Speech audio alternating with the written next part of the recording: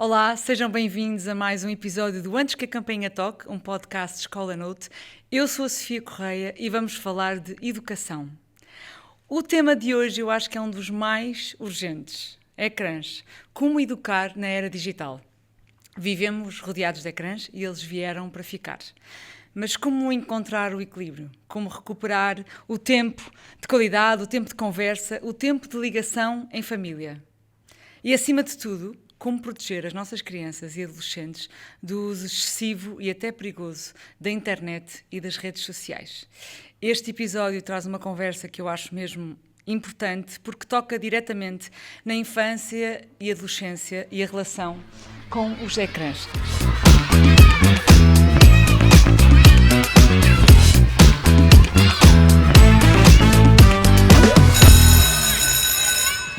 E para esta conversa, tenho aqui duas convidadas muito especiais, eu sei que eu digo sempre isto, mas é verdade. Rosário Carmona Costa, psicóloga clínica, fundadora do Belong, mãe, autora de vários livros, sendo o mais recente, um livro que eu acho que todos nós, pais, devíamos ler, User, Utilização Saudável e Equilibrada das Redes, um manual de sobrevivência digital. E a Bárbara Cabral Moreira, mãe de 3, minha amiga, criadora da página Surrealista e uma voz ativa e inquieta neste tema e na forma como deixamos os nossos filhos mergulhar neste mundo digital. Sejam bem-vindas, obrigada. Isso tudo bem? Tudo muito bem, tudo até agora. Então, mas antes de irmos ao nosso tema, que é urgente, eu quero fazer aqui uma pequena viagem no tempo e lembrar-nos do tempo em que éramos nós as alunas, porque eu acho este exercício também muito importante até como mães, não é? É muito importante lembrarmos como é que foi connosco. E então eu queria saber que tipo de alunas é que vocês eram? Eram assim aquelas mais caladinhas ou aquelas que se portavam pior? Como é que eram? Olha, eu era muito tímida e só ali, já depois da adolescência, é que me tornei muito mais faladora e aquela pessoa que eu sou hoje. Portanto, eu, quando era miúda, pequenina, era muito caladinha, fazia tudo, era boa aluna, estava sempre muito concentrada. Assim, também era filha única, não tinha aquela loucura em casa que tenho agora com os meus 3 filhos e, portanto, era muito concentrada e fazia tudo muito, muito direitinho. E tu, Rosário? Olha, sou mais velha de 4 filhos e, portanto, era aquela muito irritante para os meus irmãos, porque era muito certinha. As irmãs mais velhas são sempre, não é? Em geral.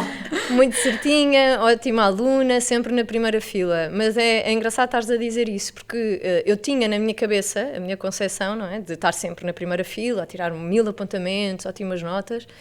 E, portanto, na minha cabeça, eu era também muito bem comportada. E no outro dia, agora os meus filhos andam na escola onde eu andei, e uma professora minha disse que eu tinha ataques consecutivos de riso durante as aulas. Ou seja, as tuas memórias não batem certo com as memórias dos professores. Eu tenho imensos ataques de riso hoje em dia, portanto faz muito sentido que enquanto criança também os tivesse, mas de facto, enquanto aluna, tinha sempre esta ideia de que eu era altamente cumpridora, altamente exemplar, ao que parece. Correu-me sempre tudo muito bem, mas tinha esta nuance em sala de aula. Isso é ótimo. Não tenho memória nenhuma, mas ela a dizer assim, tinhas ataques de riso que era muito difícil parar. E olha, e precisamente a segunda pergunta era essa. Estás a falar de uma professora ou de um professor, não sei.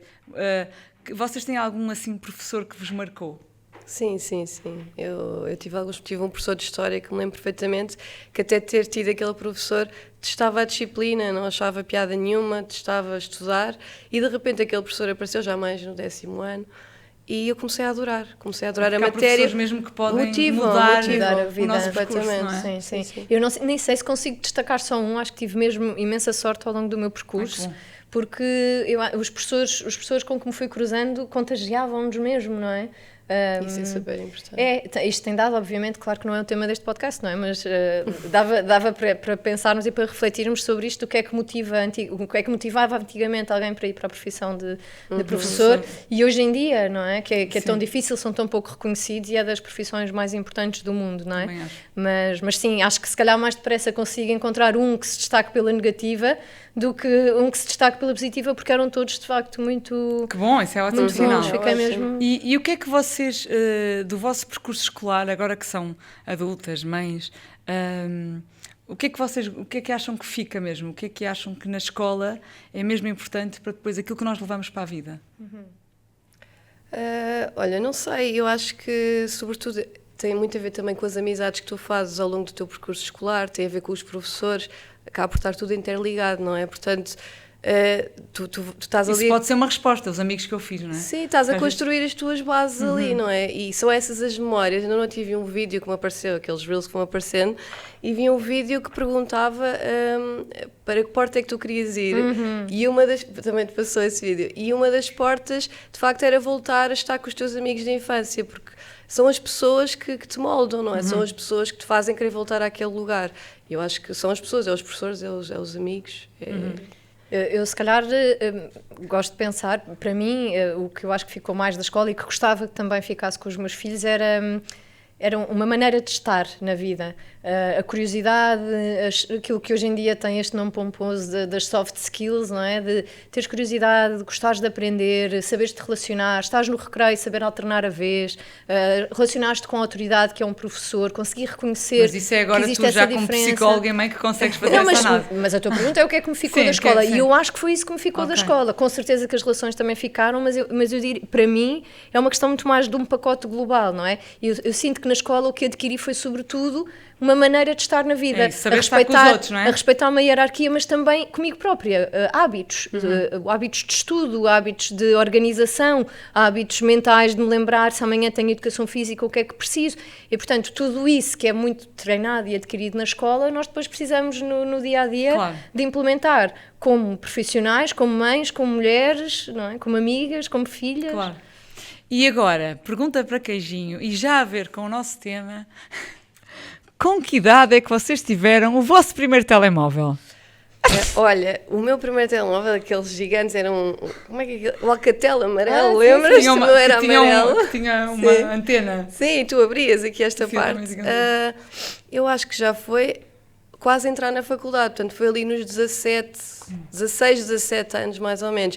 E aquilo era hilariante para escreveres um SMS, para já custava muito dinheiro, não é? Aquilo era caríssimo, enviar mensagens na altura, tinhas que poupar muito bem os caracteres. Pois era, ficávamos sem saldo Sim, muito ficavas logo rapidamente, sem não é? saldo. Antes nem havia saldo, era a conta que chegava a casa. Sim. E Ah, era pois mesmo era, só um depois é que vem os problema. carregamentos, Pois, pois muito foi. Depois havia castigo os nós toques, tivemos. tu davas um toque e ligavam. Aquilo era E tu, Rosário, hilariante. com que idade é que tiveste? Lembras? Olha, meu tive aos 17, quando trabalhei o verão inteiro e depois fui comprar umas calças e um telemóvel. Mas sim, acho que antes, um bocadinho antes, ali aos 15, apareceu um telemóvel em casa que estava numa mesa.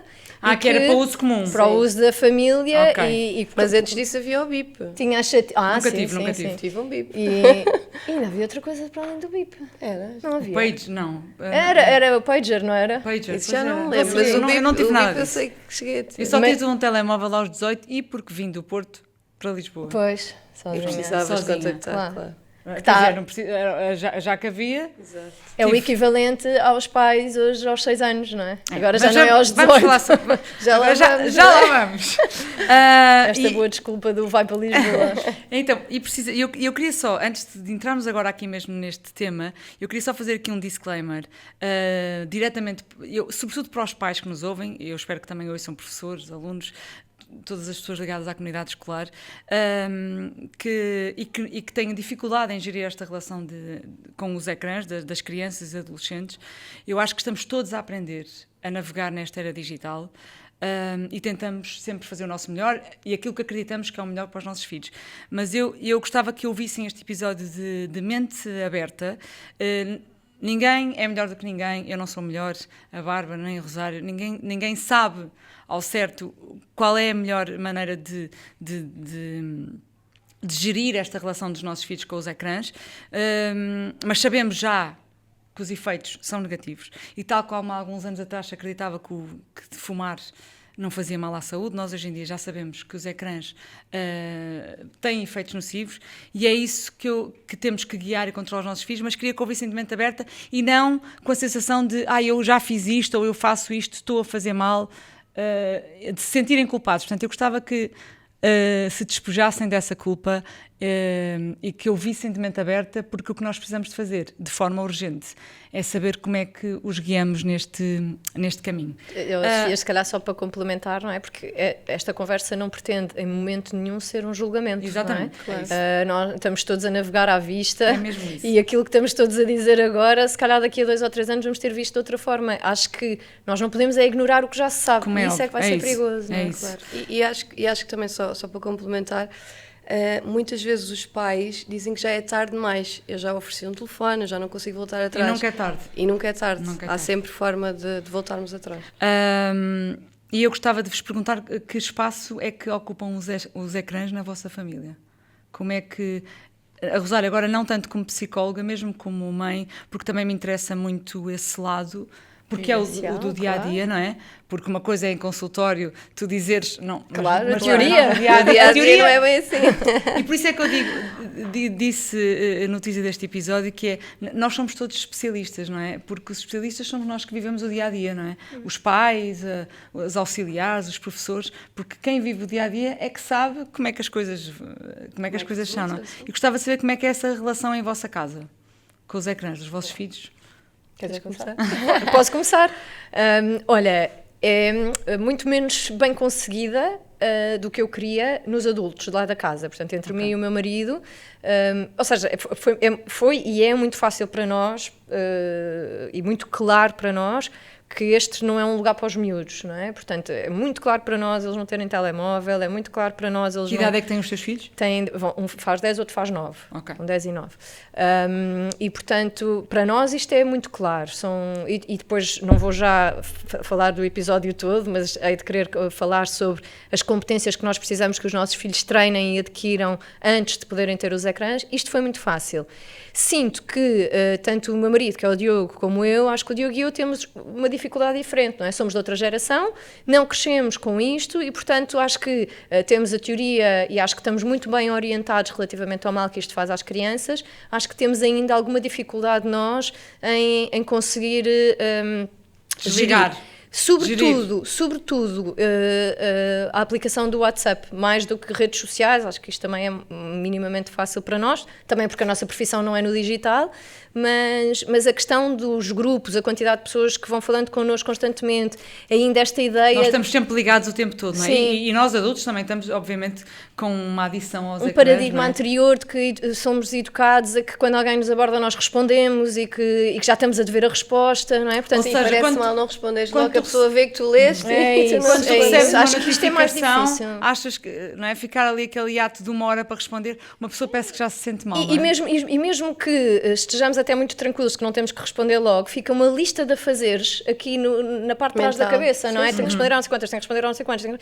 E, portanto, eu aqui sinto, e foi giro, porque até foi um dos nossos filhos que nos fez perceber isso, quando uma vez nos pediu uma coisa qualquer ao meu marido, e o meu marido agarra no telefone para lhe dizer, e ele diz, não. E ficámos assim a olhar e ele assim, não, porque senão vão ver o WhatsApp e nunca mais me responde. E aí é que nós pensámos, de facto, sempre que abrimos o WhatsApp, de repente ficamos lá mais tempo. E, portanto, E quando é aqui uma dizemos coisa WhatsApp, que estamos dizemos outras Não, coisas. no nosso caso eu acho que é Ok, mais especificamente assim, portanto é um esforço que andamos a tentar fazer, chegar a casa, aqueles clássicos, não é? Deixar o telefone à porta, mas é um atenção aos esforço real, miúdos. não é? Sim, É difícil. é isso. E tu, Bárbara? Então ainda para mais trabalho No do que o meu caso, digital. digital, no meu caso, imagino tu já que deves seja mais fazer difícil. ideia do que é que se passa, não é? Não tanto no WhatsApp, por acaso não sinto nada disso com o Pois. WhatsApp, porque tento ir lá só quando vejo que são mesmo mensagens muito importantes, é que eu vou logo claro. responder, se não deixo lá e respondo quando consigo, mas as redes sociais é o meu trabalho, Claro. portanto estou diariamente, o dia todo, mas é uma coisa que eu também já tenho vindo a explicar aos meus filhos, não é? Eu explico-lhes que o meu trabalho não é sair de casa, ir para um escritório, trabalhar, como se calhar a maioria dos pais, ou seja, estou em casa, eu trabalho em casa e trabalho com aquele dispositivo, não Ou é? seja, quando estás no telemóvel, é como eu digo É aos meus trabalho. filhos, eu estou a trabalhar. Exatamente, mas é igual. É como se ter um Muito difícil computador. para uma Mas é criança muito perceber. difícil e depois depende da idade, não é? Os meus Claro. filhos têm 7, 9 e 11, agora já compreendem perfeitamente, até porque isto já aconteceu há 5 anos, Mas já se calhar há 5 quando anos tinham para cá 4 estão anos era habituados. difícil perceber. Era difícil, eles achavam Claro. que eu estava a brincar, a ver Claro. jogos, Teres a mãe não ao sei teu quê. alcance e não poderes, não é? Ou seja, a atenção não era total para eles, no entanto eu fiz-lhes perceber que se calhar vocês preferem ter uma mãe aqui presente, se calhar não tão presente, Quer dizer, mas também tem... mas estou vai, lá, tens horas. posso ir buscá-los à escola sempre, posso Claro. ir a todas as reuniões, estou presente para tudo e eles foram-se apercebendo disso.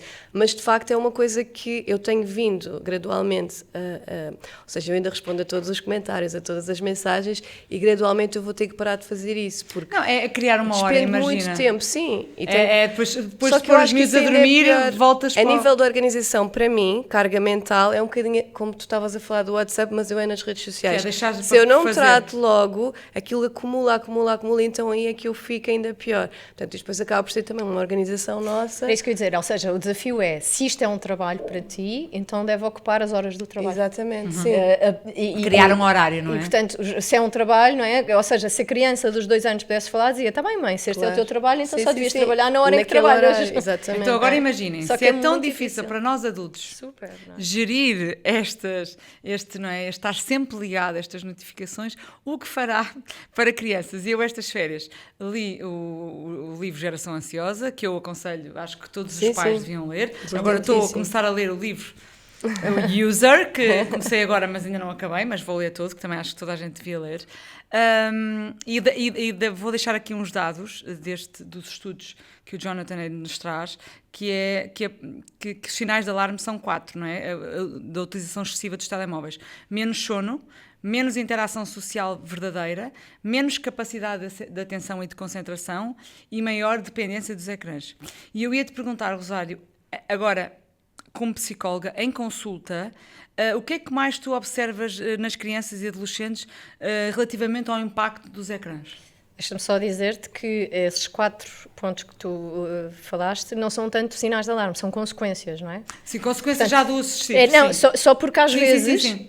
Não podemos ficar à espera disso. Sinais de alarme vêm até um bocadinho antes. Vêm na irritabilidade, vêm no desinteresse por outras atividades que gostam, vêm na forma como podem ou não isolar-se mais, vêm noutros perigos, não é? Portanto, isso são consequências, o impacto no sono, a dependência, as questões do impacto quando chegamos na atenção. Aí já ultrapassamos a linha, não é? Olha, sobre o que aparece na consulta, aparece desde o dia 0 aos casais de 60 ou 70 anos, não é? Portanto, aparece em consulta tanto os pais que vêm para aconselhamento da criança mais pequena que não aceita fazer algumas atividades de vida diária sem ser com o tablet. Na idade escolar, aquilo que aparece sobretudo, e também não me quero adiantar, e se for o caso disso, sabemos lá ir, o que aparece mais também são despistes para outras perturbações, nomeadamente para a hiperatividade e déficit de atenção, para as perturbações de espectro do autismo, para as perturbações de ansiedade social. E muitas vezes não é nada disso. E às vezes não é nada disto, às vezes são... ou seja, os pais vão achar que os filhos têm, por exemplo, déficit de atenção... Isto é uma cadeia. Okay. Os professores sinalizam algumas coisas na escola, sinalizando na escola, chamam os pais, identificam isto como um comportamento, pedem uma avaliação e vêm com um pedido de avaliação para alguma coisa em específico. E muitas vezes aquilo que nós percebemos é que algumas das competências que estão ali a ser manifestamente... ou que estão manifestamente em déficit, são fruto de uma utilização precoce e excessiva de ecrãs, e que quando nós fazemos essa intervenção, na verdade não cumpre diagnóstico nenhum. E deixa-me só dizer isto de forma muito clara. Bom, ser assustador, não é? É preciso só que isto seja claro, que é, também não quero que quem nos esteja a ouvir de repente pense, se calhar isto é ecrãs, não se vai avaliar, não é isso. Ou seja, o sintoma está lá, aquela criança está verdadeiramente desregulada comportamentalmente, ou aquela criança tem de facto um déficit na interação social. O sintoma está lá e merece atenção. Claro. Aquilo que estou a partilhar contigo é o que é que explica. E aquilo que nós muitas vezes estamos a concluir, não é? E estamos a descobrir é que esta introdução e esta imersão nos ecrãs que afeta toda a família, e portanto muitas vezes os pais, eles próprios também estão com as caras metidas nos seus ecrãs e portanto algumas destas coisas ou escapam ou são desvalorizadas e portanto nós precisamos de olhar para isto. É o que aparece. Mais na adolescência aparecem as questões do cyberbullying, aparecem as questões dos jogos, videojogos, jogos a dinheiro e aparece ultimamente também muito as questões do comportamento alimentar associadas às redes sociais, não é? Portanto, afeta sobretudo com as raparigas, questão da beleza, não é? As dietas, o corpo ideal, os grupos que estão escondidos para a maior parte de nós, que convidam à restrição alimentar, à indução do vómito, aos cortes, aos comportamentos autolesivos, portanto... É que antigamente todas estas questões também existiam, mas eram numa escala muito menor. Porque nós tínhamos acesso muito mais tardiamente e nós não estávamos sujeitas a ver nada, nada nos influenciava, era só se calhar a amiga, não é? não havia... Tínhamos as revistas não era e as tão modelos e era abrangente. E televisão. nem, e nem é só Mas- isso, mas era e também completamente para diferente. poderes assistir a estas coisas, elas já eram visíveis. Já estávamos todos Claro. alerta de que aquela miúda tinha aquele problema, os pais exatamente, falavam com sim, os... sim. E isto está a acontecer à porta fechada, em que a maior parte dos pais nem sonha que sites é que os filhos vão, que grupos é que os filhos frequentam, que exemplos é que... ou que atividades é que eles são, a que são desafiados, e portanto é tudo assim Sim, mais sim, escondido. sem E outra dúvida. coisa só que queria... Eu já prometo que me calo. Não é para te Mas eu calar, acho que é isto mesmo era... para falares. Acho que isto é importante, que é outra coisa sobre esta questão mais específica das miúdas e do comportamento alimentar. É o algoritmo que nos trama, não é? Portanto, se esta rapariga está a ver muito deste conteúdo, vai passar a ver quase Ainda sempre mais. este conteúdo. Que era diferente também no nosso tempo, que era, eu podia Era muito isso que querer eu- ser sim, sim, magra, sim, era isso que mas eu eu quando estava a entrava dizer. na escola, via as magras, via as gordas, via vários tipos de corpos, via vários tipos de alimentação, via vários tipos de interação. E aqui não é? Portanto, aqui de repente fica quase esta ideia de que eu sou a única que, não é? E já havia as dietas, eu lembro perfeitamente da faculdade, Claro, havia aquela sempre moda houve. da dieta de só de um ingrediente, Sim. era a dieta do ananás, E a maçã, a dieta só da comias maçã, maçã. só comi... Pronto, eu lembro Mas da espera, porque isso é normativo, ou seja, a preocupação com o corpo e com a imagem... Faz parte do normativo, crescimento, faz não é? parte da adolescência. Em psicologia, normativo é aquilo que acontece na faixa de desenvolvimento que devia acontecer. Portanto, é esperado que na adolescência Mas este se olhar calhar para nós... começa a acontecer um bocadinho mais cedo, ou não? Depende. Sim, ou seja, somos expostos a modelos mais cedo, não é? E somos muitas vezes convidados a ensaiar comportamentos para os quais não conseguimos dizer que não, Claro. e que do ponto de vista cerebral, não é? Não temos ainda as estruturas que nos permitiriam dizer que não e inibir alguns destes comportamentos suficientemente desenvolvidas, e portanto, a mim não, até me admiro mais que uma adolescente não queira saber da sua imagem do que queira saber da sua imagem. Depois a questão está ok, tu queres saber da tua imagem e é super normativo, vou-me preocupar a que modelos é que tu estás exposta. Claro. E aqui é que nós precisamos de trazer saúde e Não, modelos saudáveis. e uma não é? das questões desta relação das crianças e adolescentes com os ecrãs nem é tanto a quantidade, é também muito a qualidade. O problema, eu acho que a maior parte, se calhar, dos pais não têm consciência é conteúdos a que que eles conteúdos estão é que eles estão expostos, não é? Porque, de facto, se calhar, os miúdos... Eu, por exemplo, tenho TikTok, mas não uso, não vou lá, não é? E a maior parte, se calhar, dos adolescentes usam mais o TikTok até do que o Instagram, e o TikTok tem conteúdos Sim, completamente muito assustadores, sobretudo em relação a inapropriados isso, para as inapropriados. crianças e para os Eu adolescentes. acho que até para nós, Até para não é? nós, sim, sim. E, portanto, eu acho que é preciso os pais terem essa consciência de o que é que eles estão a ver. Mas eu acho que isso é um bocadinho impossível, porque eu não sei que os pais estejam constantemente ao lado dos filhos a olhar para o telefone. Lá está, esta história do algoritmo, aquilo vai mudando muito. Num dia eles podem estar a ver uma coisa, no dia a seguir já mudou o algoritmo e os pais acham que eles ainda estão a ver o mesmo conteúdo que viram no dia anterior. Portanto, é muito difícil, a não ser que os pais estejam sempre, e não estão. Mas o que eu acho é que há muita coisa que se normalizou hoje em dia que não devia ser normalizada. E agora, voltando um bocadinho, estamos a falar já de adolescentes e crianças um bocadinho mais crescidas. Hoje em dia vê-se, nem só com os telemóveis, a relação, por exemplo, com os tablets, nós vemos muitas crianças com 2 anos, não é? A verem, por exemplo, YouTube. A mim, confesso, como mãe, me faz alguma confusão. Eu, por exemplo, às vezes em viagens vejo crianças que eu percebo claramente que têm cada um o seu iPad, cada um os seus fones, e que às vezes ao pequeno almoço já estão a ver desenhos animados ou não sei o quê. Mas isso eu e acho nem... que tem a ver com o facilitismo dos dias de hoje. O comodismo, sim. O facilitismo é muito mais fácil os pais comerem descansados se os filhos estiverem a olhar para Só que a mim faz mal, eu confesso que me faz muita confusão, que eu não julgo, e é aquilo que eu estava a dizer, não estou aqui para julgar, eu própria já usei Sim, eu também uso em SOS, esporadicamente. num restaurante à noite, quando os miúdos já estão mais cansados, um filme, só que eu acho que nós podemos escolher a primeira forma e o que é que eles veem. E uma criança de 1 ano, de 2 anos, à partida nem sequer tem ainda esse chip, a menos que nós, pais, se pudermos somos nós que oferecemos, não são eles que pedem. Sim. E portanto eu acho que é importante pensar, porque o YouTube, por exemplo, são vídeos muito rápidos e depois a capacidade de concentração dos miúdos, eles têm capacidade de ver vídeos de 1 minuto. Mas espera aí. Não é? Não, tudo o que disseste é verdade. Queria só arrumar isto aqui um bocadinho mais do ponto de vista da psicologia. Isso que acabaste de trazer é um debate da comunidade científica, das questões da atenção, que é, de facto, as funções da atenção estão a mudar. A pergunta que está em cima da mesa é se isso faz mal, ou seja, até que ponto é que os nossos filhos vão precisar de ter as funções da atenção tão continuada como nós precisamos? Será que, ou seja, estás-me a falar da rapidez com que os vídeos mudam e os estímulos se alteram.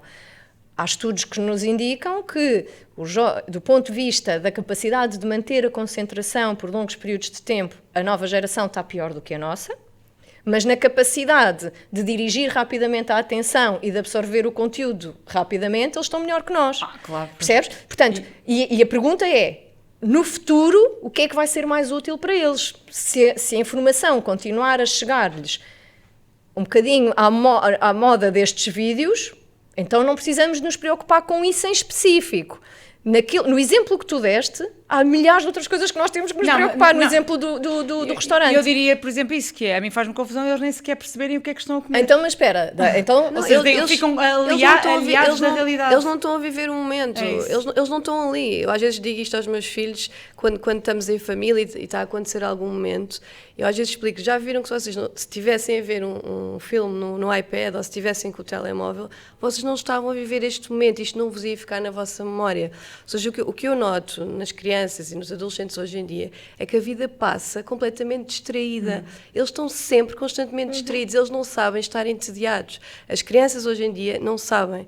Nós antigamente sabíamos, depois vemos um bocado ao nosso tempo e aos anos 80 e aos anos 90. Sabem, se tiverem, por exemplo, eu quando viajo com os meus filhos, eles não sabem entreter. Os meus sabem, quando vou viajar com eles para uma praia que não há nada e ilhas, mas ainda agora tive, eles estão felizes a brincar com um pauzinho. Mas porque tu lhes dás um bocadinho essa liberdade e essas ferramentas, se tu não deres, eles não sabem, porque o cérebro está sempre à procura daquela felicidade que os ecrãs dão, não é? Naquele momento, da tal dopamina. Eu acho que nós precisamos do silêncio, não é? Os miúdos hoje em dia não sabem estar presentes só, sei lá, a contemplar qualquer coisa. Não, o que eu penso também é como é que, às vezes eu vejo uma mesa em que estão tipo 6 miúdos em que não estão a conversar e estão cada um com o seu iPad, eu penso, quando eles tiverem 20 anos e forem jantar todos juntos, será que eles vão saber estar à mesa e conversar? Então, vamos voltar aí, não é? Um bocadinho na linha daquilo que eu estava a querer dizer, que era... comecei pela atenção só para dizer que, apesar disso ser uma alteração, é o menor dos nossos problemas. Okay. No exemplo que tu deste, quando deste o exemplo do restaurante ou do pequeno almoço. O que é que acontece aí, não é? A Bárbara estava a usar esta expressão do facilitismo. Nós temos que convidar os pais a refletir o que é que me motiva neste momento em que estou a passar o tablet para a mão deste meu filho, que tem 2 anos, ou que tem 3 anos, ou que tem 6. E essa reflexão vai ser sempre uma ajuda que damos a estes pais, não é? Qual é a minha motivação agora? E aquilo que nós sabemos é que aquilo que motiva um pai a dar um ecrã para uma mão de um filho com 1 ano, ou com 2 anos, ou com 3 anos, é aquilo que nós chamamos a regulação do comportamento. Okay? Ficam sossegados. Que pode haver um momento pontual em que isso não seja necessariamente um problema, isto é, um problema gravíssimo da nossa sociedade, quando, pela continuidade e pela intensidade com que está a acontecer, nós estamos a privar os nossos filhos da oportunidade de desenvolver esta capacidade e esta competência. Como estava a Bárbara a responder-te muito bem, os teus filhos sabem brincar dessa maneira, é porque naquele momento eles têm uma oportunidade de adquirir uma competência.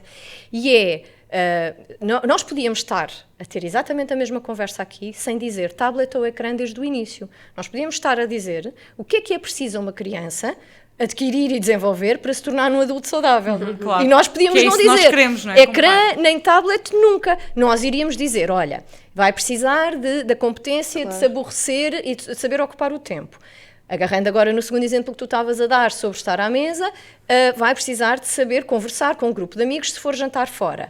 E, portanto, quando nós fazemos este exercício, fica muito claro que há momentos em que o ecrã não pode acontecer, estar ali presente. Está a roubar essa mas não é porque é um diabo, é porque está a privar a aquisição de uma competência. Eu acho que na prática é muito fácil levar esta reflexão aos pais que já estão tão habituados a dar o ecrã, que é, vocês agora, a partir de agora, vão fazer um exercício que é, vão fingir que não existe.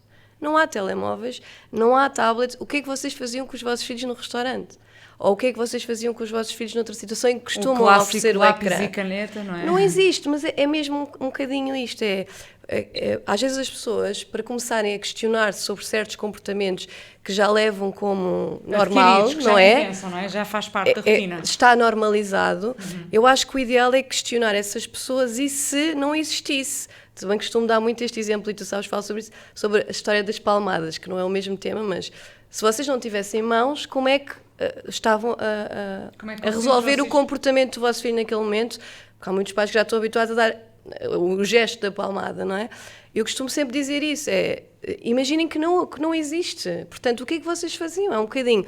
É difícil, porque às vezes as pessoas vivem numa correria, vivem cansadas, vivem a pensar no trabalho e não param para pensar nisto. Mas eu acho que se as pessoas parassem para se questionar, resolvia-se. Eu, por acaso, há uma coisa engraçada que eu por acaso, o meu telefone nunca dou. O meu marido, nesse aspecto, é mais... Não sei, mais... cede mais aos pedidos se eles se pedirem. Mas eu muitas vezes dizia, ok, vais dar. E depois como é que vai ser para tirar? E eu acho que se eu pensar um bocadinho assim, porque normalmente, e eu acho que isso também mostra como é que uma criança está regulada ou não em relação ao uso de ecrãs, que é, se é tão fácil dar como tirar. Se for tão... Não é? Se eu agora digo assim, eu por acho exemplo... que se tu disseres, olha, são 10 minutos, podes jogar 10 minutos, eu faço isso, os meus filhos não estão de todo Porque já estão habituados, mas há miúdos que fazem uma grande birra quando vais tirar. Não, mas isso é porque tu os habituaste mal, não é? Habituaste de uma forma errada, que aquilo não é a exceção, mas é a regra. Ou seja, a regra é eles estarem. Portanto, quando queres tirar, não dá, porque eles estão completamente já viciados. A palavra é esta, viciados. E tu não consegues tirar assim um vício de repente. Mas se tu fores habituando a isso, não é completamente proibir, porque aquilo também não é um demónio, era o que estávamos aqui a dizer. Tens é que explicar o porquê. E que estratégias, por exemplo, para estes pais que já têm estes hábitos incutidos, como é que podem mudar? Por exemplo, como é que uma criança que se calhar está habituada a comer com um tablet à frente e estes pais querem fazer diferente? Rosário, como é que tu achas por onde é que podem começar? Olha, antes de ir a essa pergunta, queria só voltar um bocadinho atrás naquilo que vocês estavam a falar. Quando tu estavas a falar sobre quão fácil é dar e quão fácil é tirar, a birra ou a reação emocional que decorre dessa retirada pode ser um sinal de alerta e que nós não vamos ignorar, não é? E, portanto, nós precisamos de olhar para ele. E, não querendo de maneira nenhuma ser a chata científica, vou só dizer aqui, corrigir só um bocadinho esta questão do vício, não é? É que a questão da dependência das novas tecnologias... Mas achas que não é um vício? Acho que tem a apresentação de um vício, tem já critérios clínicos para ser vício. Acho que para se dar esse nome têm que estar presentes, acho não, está estudado e está no manual das doenças psiquiátricas, já têm que estar critérios muito bem definidos e, portanto, eu percebo perfeitamente o que tu estás a dizer. Mas como, por exemplo, então agora fiquei curiosa com isso, é isso, eu acho mesmo que é um vício, tanto nos adultos como nas crianças. Mas não tenhas dúvidas. Eu sou psicóloga, mas acho mesmo que é um vício. Sem dúvida. O que eu quero, vamos lá ver, já está estudado e já está incluído nos comportamentos aditivos, portanto... A palavra que tu estás a usar está certa. Aquilo que eu queria só alertar para todos os pais e para todos os que estão aqui, é que, a ouvir-nos, é que a palavra vício ou adição tem que ser usada com precaução. Ou seja, prefiro sempre, quando olho para uma criança, para um jovem adolescente, para um adulto, usar a expressão como é um comportamento excessivo ou é um comportamento desadequado, não é? Um comportamento que já está a introduzir disfuncionalidade como ponto de partida e só depois de alguma análise àquela pessoa, ou àquela criança, ou àquele adolescente, é que vou conseguir saber se é mesmo um vício ou se é outra coisa. Mas, por exemplo, estavas a falar há bocado, uma criança que faz uma birra... Pode não ser um vício, pode não ser uma adição, pode ser um déficit de competências de autorregulação, pode ser um déficit de competências de gestão da frustração, pode ser uma perturbação de espectro do autismo, pode ser uma perturbação de hiperatividade e déficit de atenção, pode ser uns pais que se separaram e outra coisa qualquer. Então, e quando é que é um vício? Então é isso. Acho que isso é que então era importante nós esclarecermos, não é?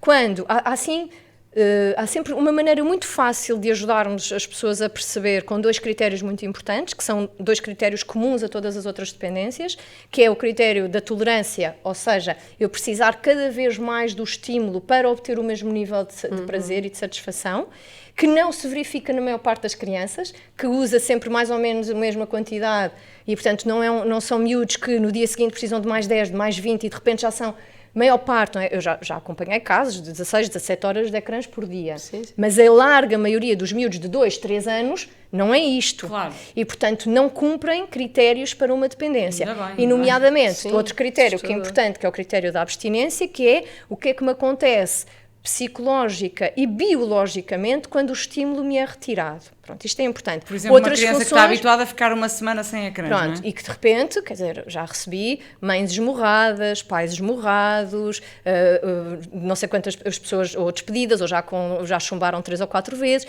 e portanto, isto é também um critério importante. E o último critério, não é o último, são imensos, não é? Tens que ter pelo menos 5 durante 12 meses, pronto, está aqui no user, depois podem consultar. Outro critério que eu acho que é também muito organizador também tem a ver com o impacto na funcionalidade, não é? Se de repente está a impactar a minha capacidade de dormir, de comer, as minhas idas à casa de banho, a minha regulação de várias naturezas, de naturezas diversas, podemos, mais uma vez, estar a aproximar-nos de um critério de dependência. E, portanto, tu não estás errada quando falas... Não, mas por acaso isso agora, desculpa, estamos a falar tanto disso, mas eu fiquei mesmo curiosa com isso, porque, por exemplo, quando falamos do cigarro, o cigarro é um vício. Depende. Mas não te transforma aqui o comportamento. Depende, tu tens que ir fazer a avaliação se é um comportamento aditivo. O quê? Mas se todas as pessoas que fumam e não conseguem parar não estão viciadas? Esse aí é um comportamento aditivo. Ok. Sim, Pronto, sim, é isso. Sim, a questão quando Estou tu aqui falas... a tentar perceber Não, é sem que é uma dúvida. linha muito tenue, não... Claro, e por isso é que eu digo, não quero de maneira nenhuma retirar a palavra adição da conversa, porque já está estudada, Sim. e uma das coisas que nós precisamos dizer é atenção, que isto entra na categoria dos manuais de doenças psiquiátricas das dependências comportamentais. Mas eu aí Atenção. acho que estamos a falar... Pronto. Não A estamos questão a falar, é se que, agora, calhar, quando tanto- falamos das crianças, nós temos que dizer assim, espera, esta criança teve a oportunidade de desenvolvimento da competência da tolerância à frustração, esta criança tem a oportunidade de se entediar, esta criança... Se nós vamos somando tudo isto, nós precisamos primeiro de fazer o caminho contrário para depois poder perceber se é uma dependência ou não, porque a boa notícia é que, quando alguns destes miúdos nos chegam à consulta, é com alguma rapidez Que conseguem voltar que atrás. nós conseguimos reverter. O que não seria verdade se fosse Claro. um quadro de dependência.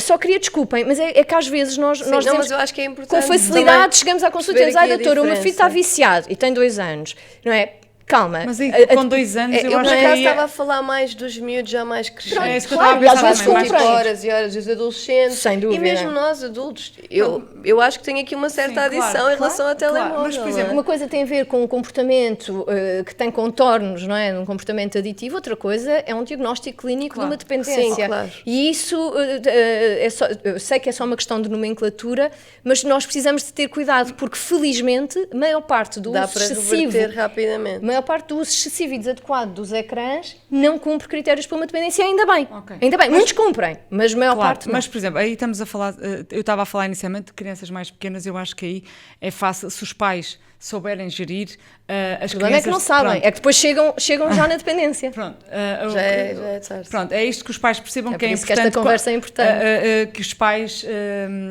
tenham esse cuidado ao dar, saibam que há consequências. Mas agora estamos a falar de um tablet, que, por exemplo, que podem ter em casa, ou de uma consola. Em relação aos telemóveis, e que agora saiu esta lei que eu acho que era urgente. Felizmente, já veio tarde. Eu queria... com que idade... a mim faz-me muita confusão como é que nós chegamos aqui de... Como é que se normalizou uma criança de 10 anos ter um telemóvel. Ou mais cedo até. Pronto, eu, quando estou a dizer 10 anos estou a ser simpática. Eu vejo, assim, pelas pessoas que estão à minha volta, instituiu-se mais ou menos que no 5º ano, 5º, 6º ano, os miúdos recebem um telefone. Que eu, para mim, faz-me alguma confusão, não percebo. Com que idade é que se deve dar um telemóvel a uma criança?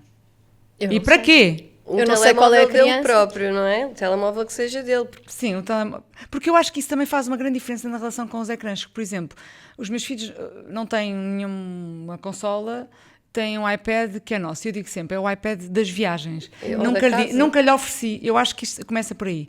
Eu acho que oferecer como presente tecnologia às crianças abre um mau precedente, que é quando uma pessoa oferece no Natal uma consola, que quase que todos hoje em dia oferecem, ou um iPad, a criança vai pensar, isto é meu, eu posso usar como eu quiser.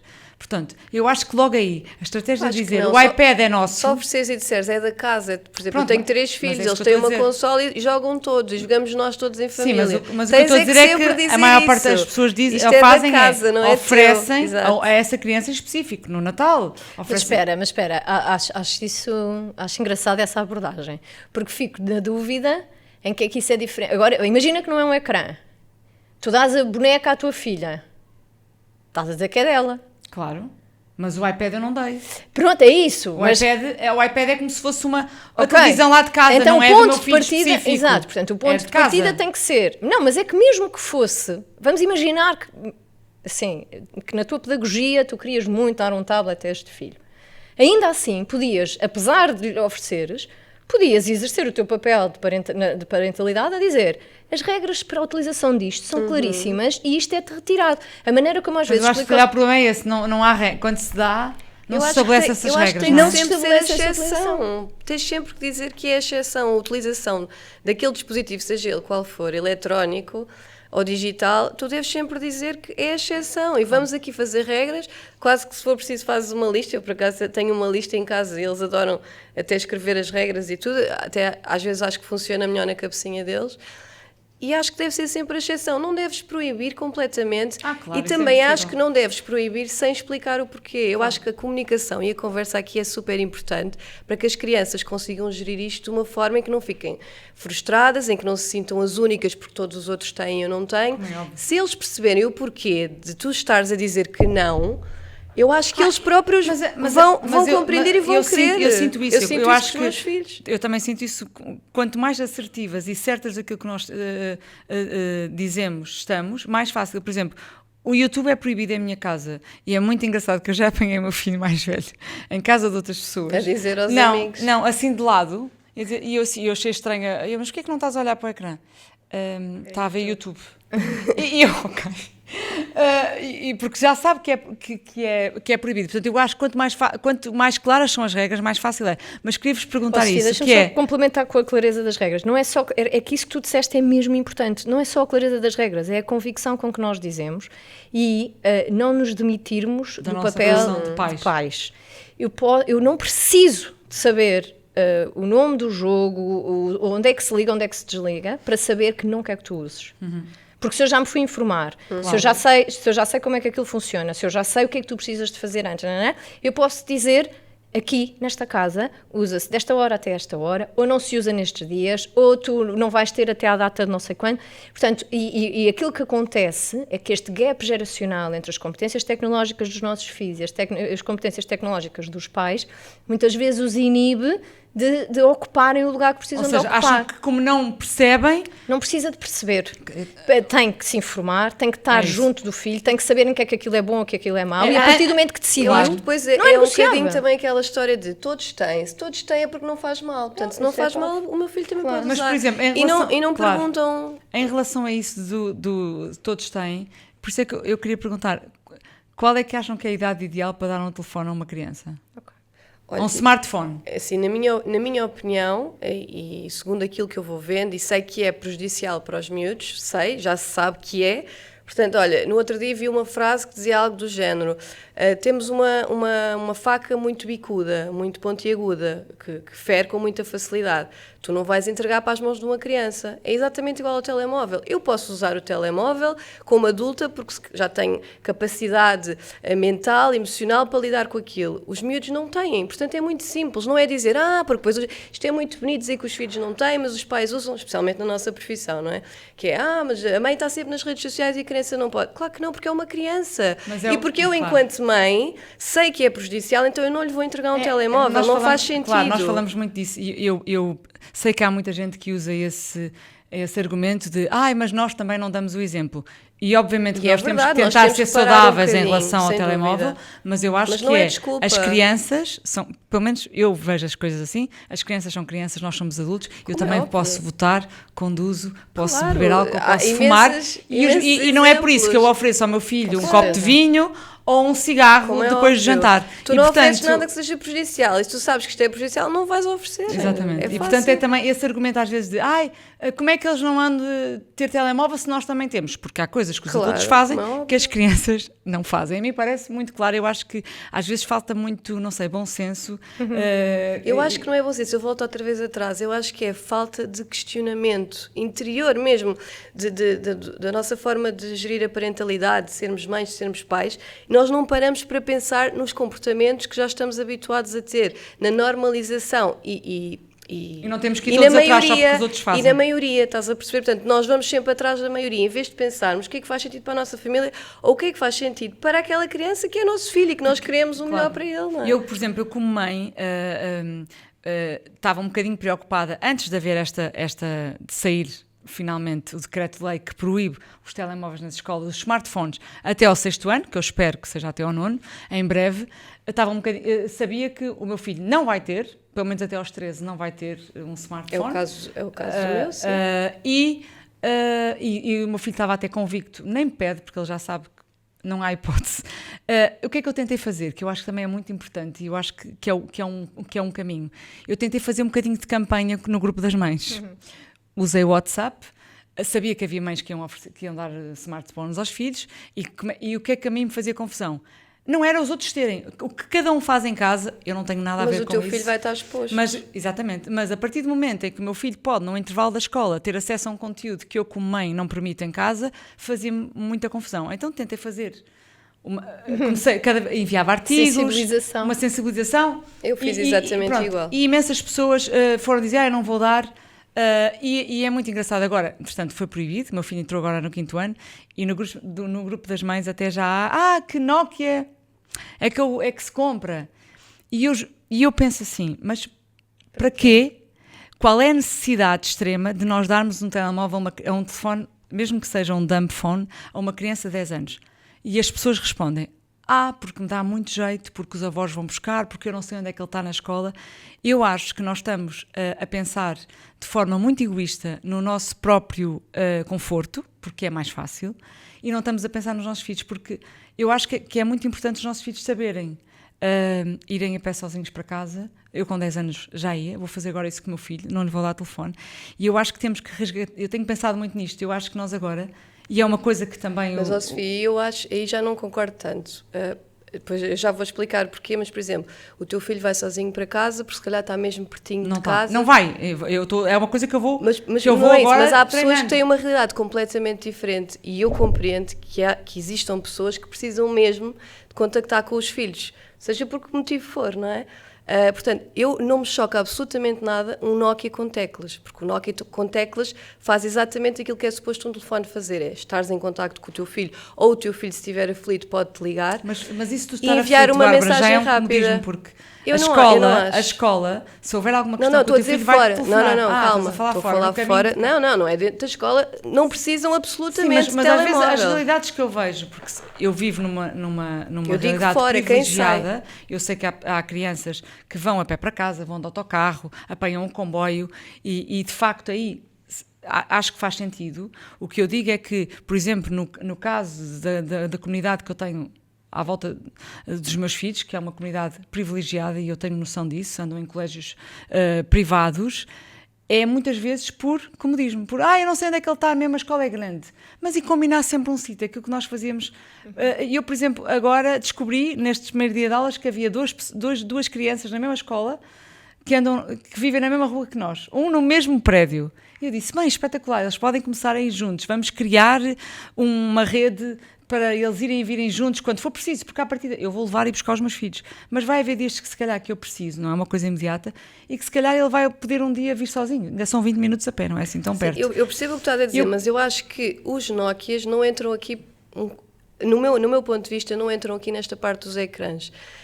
Podem entrar na parte em que hoje em dia os pais são muito controladores e têm muito medo do que é que se passa e querem estar sempre constantemente a saber de meia hora o que é que se passa, o que é que comeste e foste à casa de banho e saíste e entregaste à professora e podem esperar pelo fim da escola para saber tudo isso, mas eu honestamente não vejo como um prejuízo para as crianças terem um telefone de teclas. Não, mas o que eu digo, não lhes vai ser prejudicial em nada. Claro, mas o que eu digo percebes? é o facilitismo de nós, hoje em dia, temos esta questão de queremos saber a todo o tempo Isso o que é que os nossos dúvida. filhos estão a fazer, Sem e dúvida. onde é que os nossos filhos estão. E o localizador e o GPS e saber Pronto, onde é que eles estão em cada momento, não é? Ou seja, eu acho que nós, como sociedade, como pais, temos que refletir um bocadinho sobre isto, porque se calhar um telemóvel não é tanto para benefício da criança, mas sim para benefício dos pais. E temos que pensar se isso compensa, se de facto é assim tão importante para um filho nosso de 10 anos ter um telefone, ou não poder ir pedir. O que é que tu achas sobre isto, Rosário? Eu estou a ouvir cheia de atenção. À medida que vos fui ouvindo, havia aqui duas ideias que eu gostava de resgatar. Uma que tem a ver com a maneira como nós explicamos aos nossos filhos o que é que podem ou não podem fazer online, e acho que há assim uma ideia que pode resumir muito bem aquilo que transmitimos aos pais, é que a tecnologia é um privilégio, não é um direito.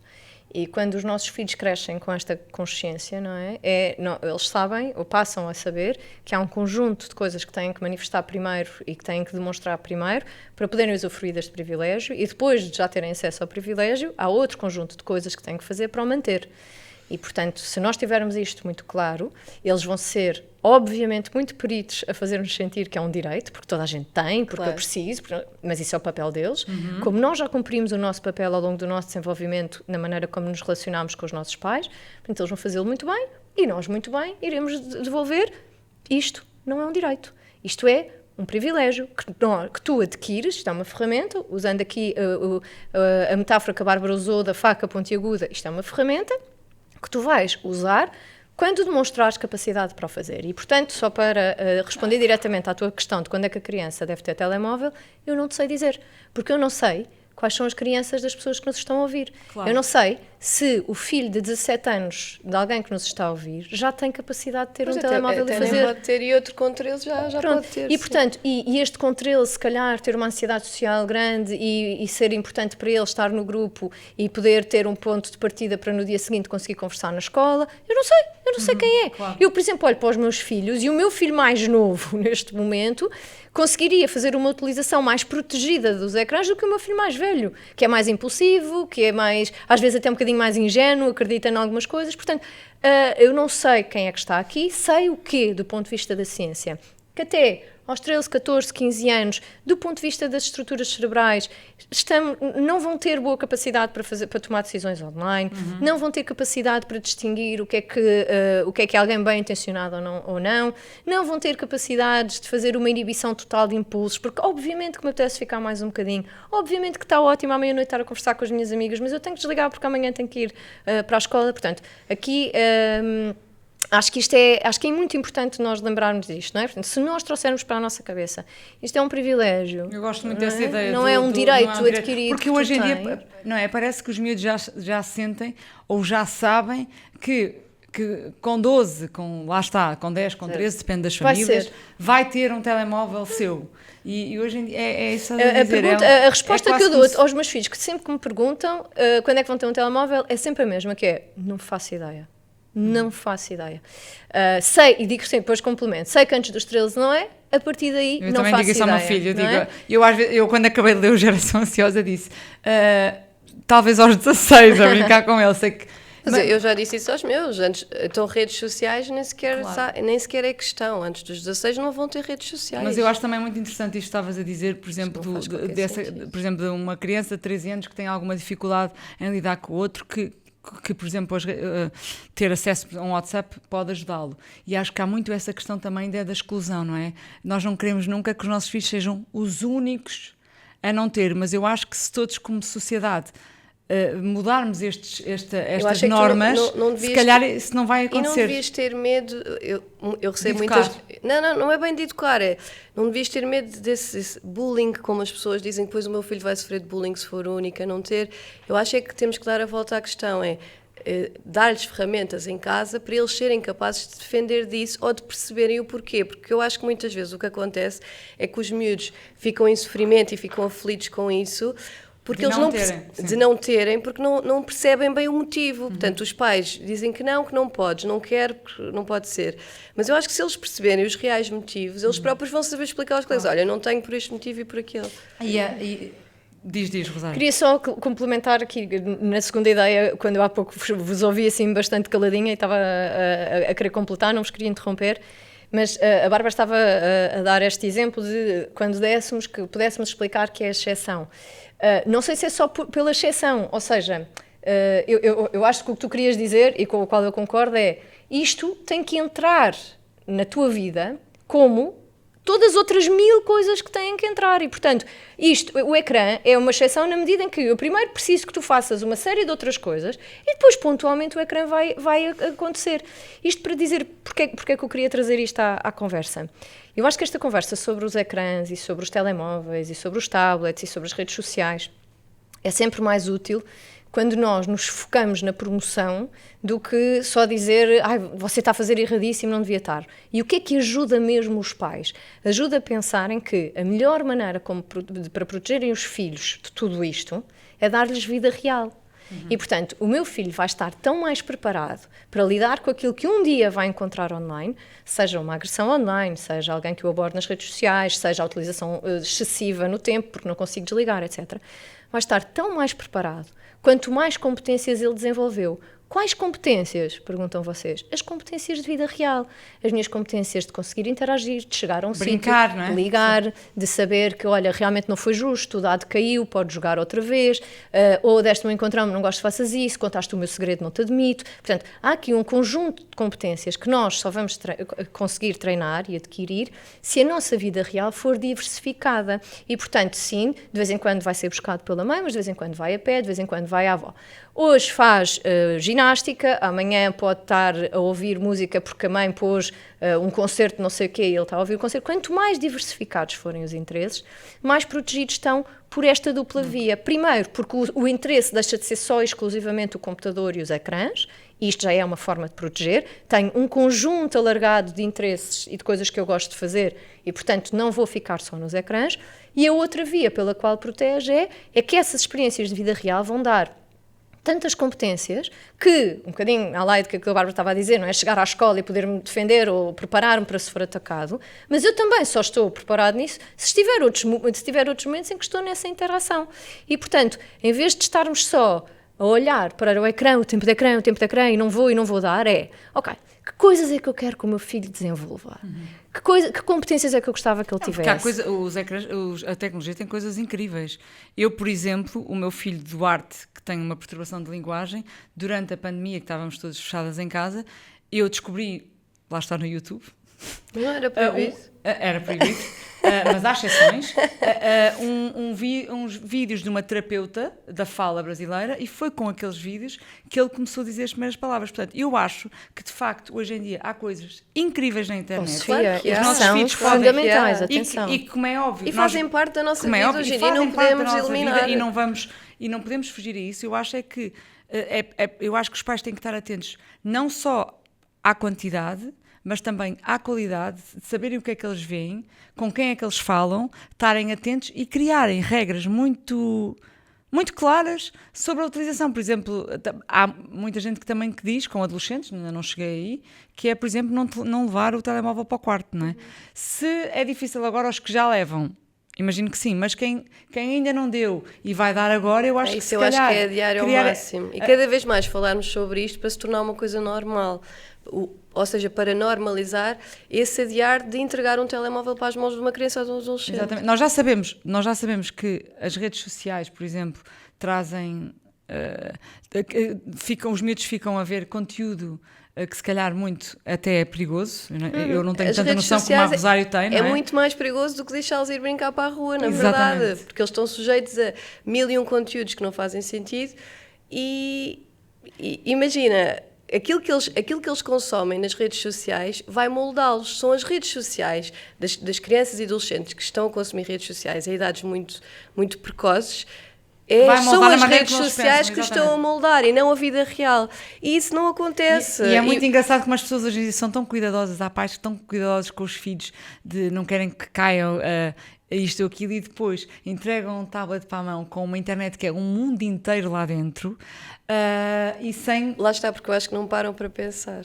Por isso é que é bom falar sobre eu queria isto. também, nem falamos porque isto aqui, há tanto tema de conversa, mas, por exemplo, eu acho que há imensas formas de nós estarmos com os nossos filhos, jogos, livros, ou seja, haver, como tu estavas a dizer, Rosário, esta conversa e os nossos filhos terem estas valências, a vida lá fora, os jardins, os parques, o estar com amigos. Quanto mais ricos os nossos filhos forem em experiências com os outros, de vida real, mais saudáveis eles serão, eu acho, mais no mundo protegidos online. estarão. E eu acho que se calhar é... Eu tinha imensas perguntas para vos fazer, só para acabar, porque já estamos aqui com o tempo a contar. O que é que eu queria vos perguntar a vocês, quando querem fazer este exercício, por exemplo, de se policiarem no tempo que usamos nos ecrãs, o que é que vocês aprenderam ao desligar? Mas estás a falar de Sim, mim nós, enquanto adulta. como adulta. Olha, ficas com muito mais atenção a tudo. É basicamente o que nós temos estado aqui a falar, que é, tu vives no mundo real, vives no presente, vives naquele minuto, não estás a ver a vida dos outros, estás a ver a tua e estás concentrada no que está à tua volta, estás com atenção plena. Se não tiveres... A verdade é que eu cheguei à conclusão que se não tivesse esta profissão, se não tivesse aparecido esta profissão, eu provavelmente neste momento tinha um Nokia, já não tinha sequer um smartphone. Porque a verdade é que eu acho que... Sentes que nos engole, não é? Engole, e acho que traz muito... não acrescenta tanto, acho que retira muito mais do que aquilo que acrescenta. É óbvio que é muito fácil usar o ChatGPT e ir fazer perguntas muito rápido. Ou seja, claro que existe a tecnologia, claro que tu tens que avançar Podemos também com usá-la a ao nosso tecnologia, favor, não é? mas podes fazê-lo de outra forma. E eu, honestamente, acho que se não tivesse esta profissão hoje em dia, já tinha largado de vez e voltava aqui aos telefones antigos de teclas para servirem precisamente para aquilo que tem que servir, que é estarmos em contacto, acontece alguma coisa mais urgente, comunicar com alguém que não está longe. comunicar, exatamente. É o que eu sinto. E tu, Enquanto Rosário, o que é que adulta, achas portanto, que crianças ainda claro, pior. esse desligar nos pode trazer? Olha, eu acho que quando nós desligamos acontece um paradoxo muito bonito, não é? Porque nós achamos que a internet é aquilo que nos abre e que nos alarga os horizontes liga, não é? e que nos liga ao mundo e que podemos ver tudo e muito longe de nós. Mas eu acho que o paradoxo está em que quando nós desligamos é aí que expandimos, não é? E eu acho que é isso que me acontece quando desligo, é que expando. Estou muito mais conectada com os meus pensamentos, tenho muito mais ideias, vejo e observo e noto coisas que estavam lá e que eu não andava a reparar, e portanto acho que aquilo que acontece é isto, não é? Este paradoxo do desligar. É. Olha, muito obrigada por esta conversa, adorei, espero que quem nos esteja a ouvir também goste muito desta conversa e que de facto pense como é que nós podemos proteger, sobretudo, os nossos filhos e os nossos adolescentes deste uso dos ecrãs, e até ao próximo episódio. Obrigada. Obrigada.